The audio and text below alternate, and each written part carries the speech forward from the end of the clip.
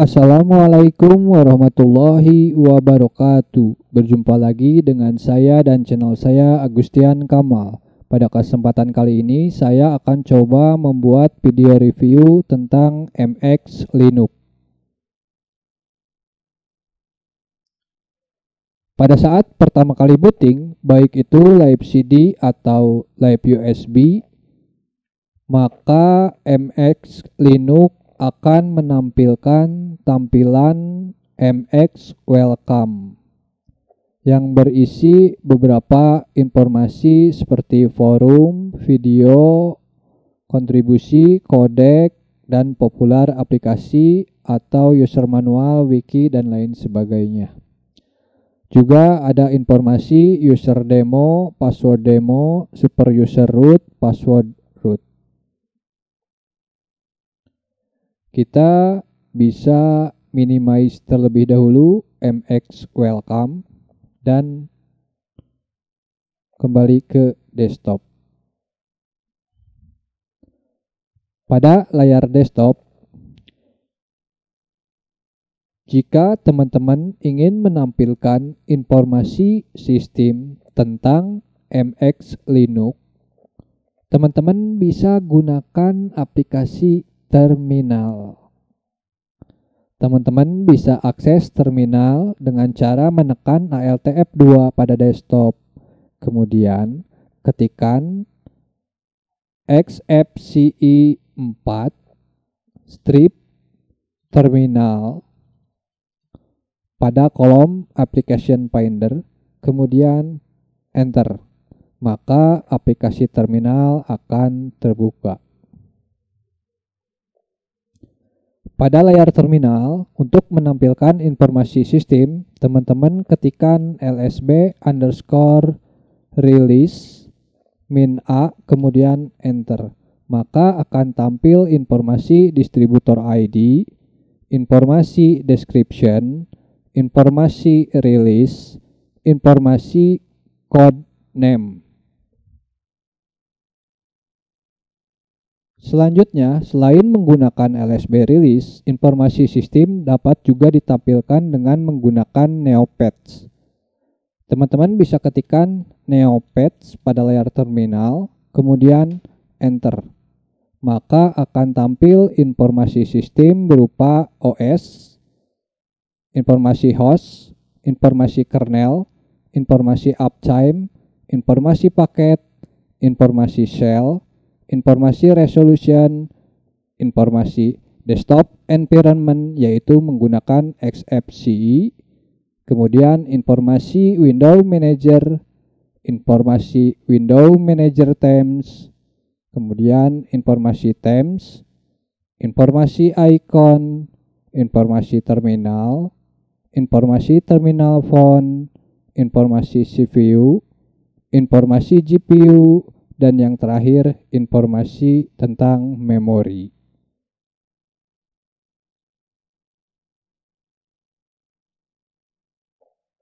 Selanjutnya, pada terminal, selain untuk menampilkan informasi sistem, dapat juga kita gunakan untuk melakukan proses update, upgrade, install, atau remove aplikasi.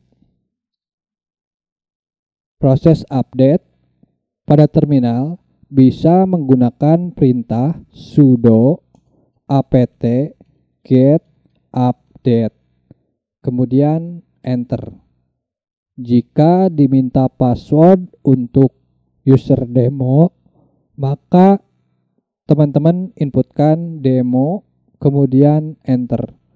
Maka proses update database repository server berjalan. Selanjutnya, untuk proses upgrade, teman-teman bisa ketikkan perintah sudo apt get upgrade, kemudian enter.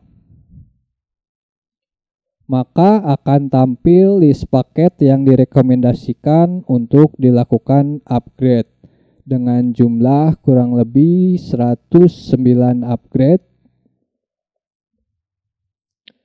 Untuk proses upgrade, jika teman-teman melakukan pada PC yang sudah terinstall Linux, maka saya sarankan inputkan Y. Namun, pada kesempatan kali ini, saya menggunakan Live CD atau Live USB. Saya akan inputkan N. Kemudian Enter. Selanjutnya, kita akan mencoba install aplikasi tambahan yang kita kehendaki. Untuk menginstal aplikasi tambahan pada terminal, teman-teman bisa ketikkan sudo apt get install diikuti dengan nama aplikasi yang akan diinstal. Misalkan kita akan menginstal gedit, kemudian enter. Jika ada pertanyaan, teman-teman inputkan Y, kemudian enter. Setelah proses install aplikasi Gedit selesai, teman-teman bisa mencobanya dengan menekan Alt F2, kemudian ketikkan Gedit pada kolom Application Finder. Kemudian enter. Apabila aplikasi Gedit terbuka, maka proses instalasi Gedit pada terminal berhasil. Selanjutnya, jika teman-teman ingin menghapus sebuah aplikasi menggunakan terminal, teman-teman bisa gunakan perintah sudo apt get remove diikuti dengan nama aplikasi yang ingin teman-teman hapus. Misalkan kita akan menghapus Gedit, maka kita ketikkan sudo apt get remove Gedit, kemudian enter. Jika ada pertanyaan, inputkan Y, kemudian enter. Setelah proses remove selesai, teman-teman bisa tes dengan cara menekan Alt F2, kemudian pada kolom pencarian Application Finder, teman-teman ketikkan Gedit, kemudian enter. Jika tidak terjadi apa-apa atau aplikasi Gedit tidak terbuka, maka proses penghapusan aplikasi Gedit pada layar terminal berhasil.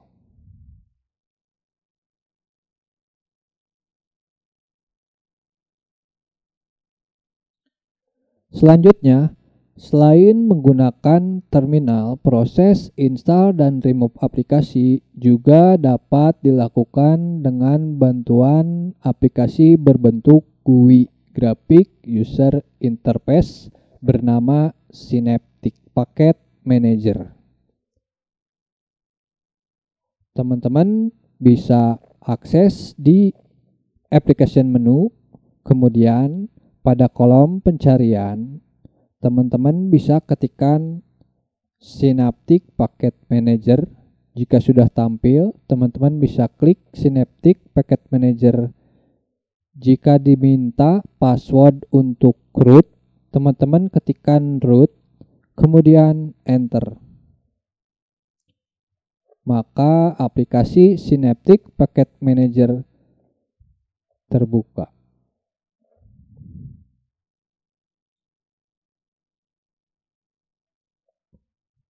Kita bisa close terlebih dahulu Synaptic Package Manager. Selanjutnya, untuk mendukung aktivitas sehari-hari, tentunya kita butuh beberapa aplikasi pendukung, seperti aplikasi text editor, aplikasi file manager, atau aplikasi untuk berselancar di internet. Pada MX Linux menyertakan text editor bernama Geany. Teman-teman bisa tekan Alt F2, kemudian ketikkan Geany. Selanjutnya enter. Maka aplikasi Geany akan terbuka, di mana Geany yang ditanamkan pada MX Linux yaitu Geany dengan versi 1.33. Selain text editor, kita juga butuh file manager untuk mengakses file-file yang kita simpan pada PC atau komputer kita. Untuk mengakses file manager, MX Linux menyertakan aplikasi Tunar. Teman-teman bisa klik di panel sebelah kiri file manager, maka aplikasi Tunar file manager terbuka, di mana Tunar yang disertakan pada MX Linux yaitu Tunar dengan versi 1.8.14. Selanjutnya, untuk kebutuhan berselancar di internet, MX Linux menyertakan aplikasi bernama Firefox. Teman-teman bisa klik Firefox pada panel sebelah kiri.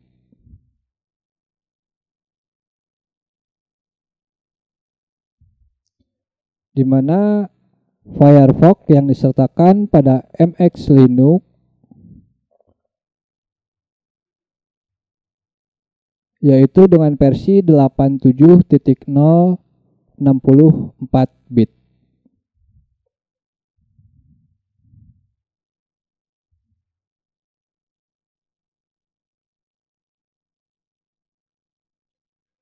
Kemudian, jika teman-teman menghendaki melihat semua aplikasi yang ditawarkan dan ditanamkan pada MX Linux, teman-teman bisa klik application menu. Di sana teman-teman bisa mencari berdasarkan nama di kolom pencarian atau melihat listnya berdasarkan kategori yang ada.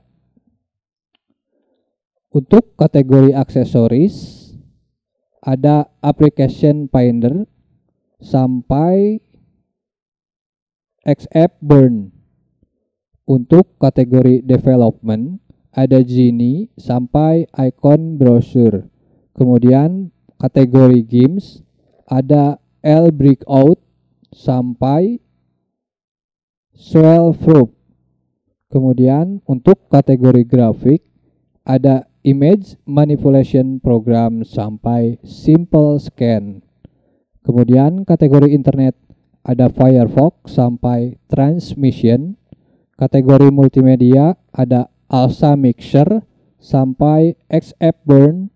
Kemudian pada kategori MX Tools ada Brightness, Sistray sampai System Local. Kemudian kategori Office ada Polyet sampai QPDF View. Kemudian kategori Setting ada About Me sampai XFCE Terminal. Dan yang terakhir kategori System ada PPOE Configuration sampai XFCE Terminal. Itulah daftar-daftar aplikasi yang ditanamkan pada MX Linux. Selanjutnya, jika teman-teman menghendaki mencari informasi lebih lanjut tentang MX Linux, teman-teman bisa kunjungi di website resminya, yaitu mxlinux.org.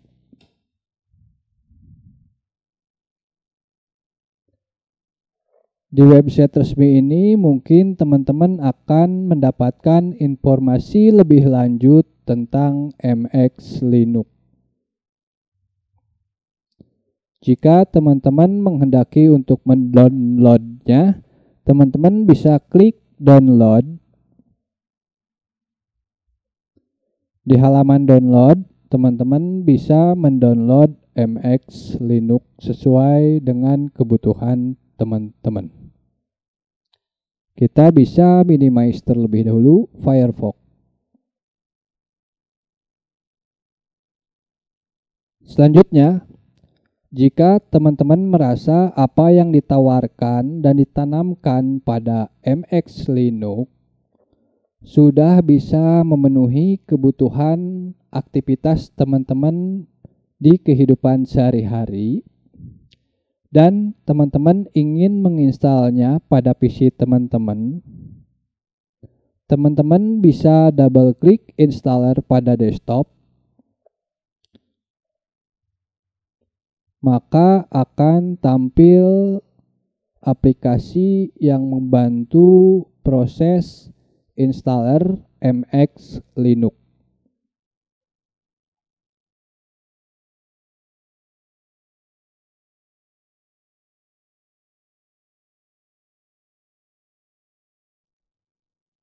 Untuk video tentang cara langkah install MX Linux akan saya buat di video terpisah.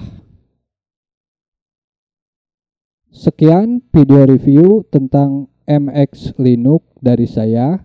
Mohon maaf apabila ada kekurangan dalam pembuatan video review ini.